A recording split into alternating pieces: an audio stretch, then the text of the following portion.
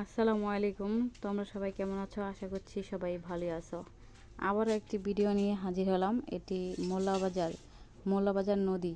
এই নদী দিয়ে দৈনিক ঢাকা টু মুন্সিগঞ্জ মানুষ লাখো লাখো পার হয়ে যাচ্ছে।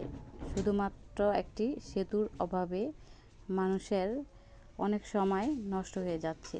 এখান দিয়ে নানান পেশার মানুষ চলাচল করে আসছেন, বাদ নেই রোগীরাও। তো এইখানে বছরের পর বছর একটি আংশিক ব্রিজের কাজ রয়ে গেছে, যা আমরা চাচ্ছি বৃষ্টি খুব তাড়াতাড়ি করে দেওয়া হোক।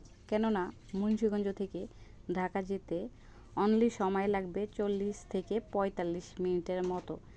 বেতকে থেকে আর কি বলতেছি, বেতকে থেকে ঢাকা যেতে 45 মিনিটের মতো লাগবে।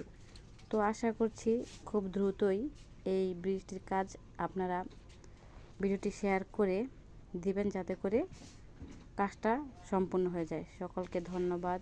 সবাই ভালো থাকবে, সুস্থ থাকবে এই কামনা করে। আল্লাহ হাফেজ।